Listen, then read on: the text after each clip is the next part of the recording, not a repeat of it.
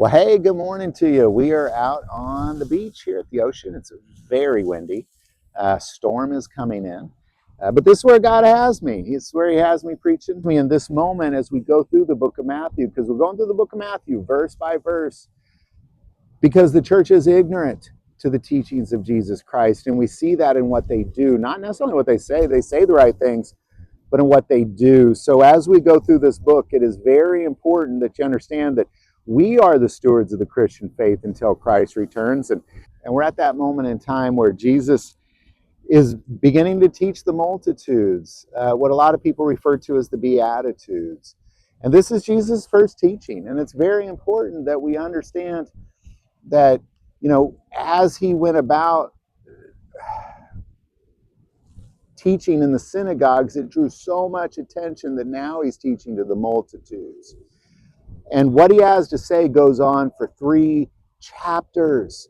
You can't just blast through it. You can't. It's very important you analyze every single word. So we're going to pick it up where we left off last time. Matthew 5, starting verse 1. And seeing the multitudes, he went up on a mountain. And when he was seated, his disciples came to him. Then he opened his mouth and taught them, saying, Blessed are the poor in spirit, for theirs is the kingdom of heaven. Blessed are those who mourn, for they shall be comforted. Now, last time we talked about specifically, apologize, I'm getting blasted with sand here. But we talked specifically about those who are poor in spirit. Today we're going to talk about those who mourn, because understanding what he's saying here is not just some comfy words. There is deep understanding that we must get in this. It's very critical that we not just blast, well, when you mourn, get comforted. It is much, much deeper than that. So we're going to kind of jump around. Isaiah, almost, especially when he talks about these first, those of us who are blessed, a lot of this comes from the book of Isaiah. So we're going to jump to Isaiah 61, starting verse 1. The Spirit of the Lord God is upon me, because the Lord has anointed me to preach good tidings to the poor.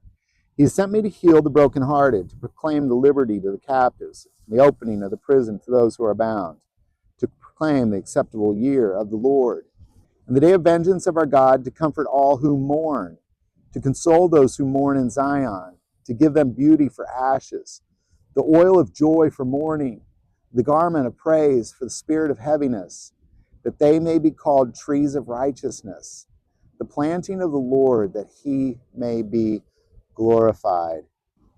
So it's much more than just comforting, because let's be very honest.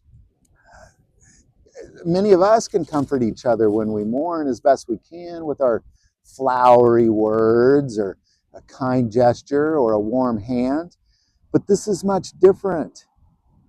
To give beauty for ashes, the oil of joy for mourning, the garment of praise for the spirit of heaviness.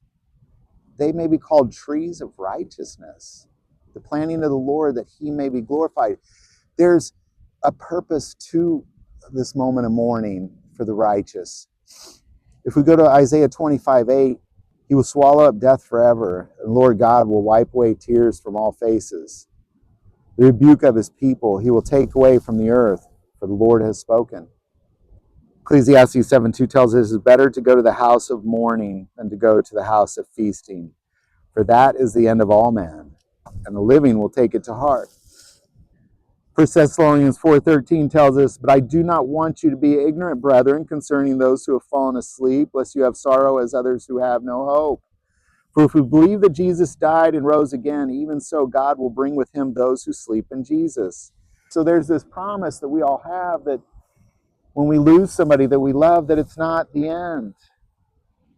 Because joy comes in the morning, according to Psalm 35.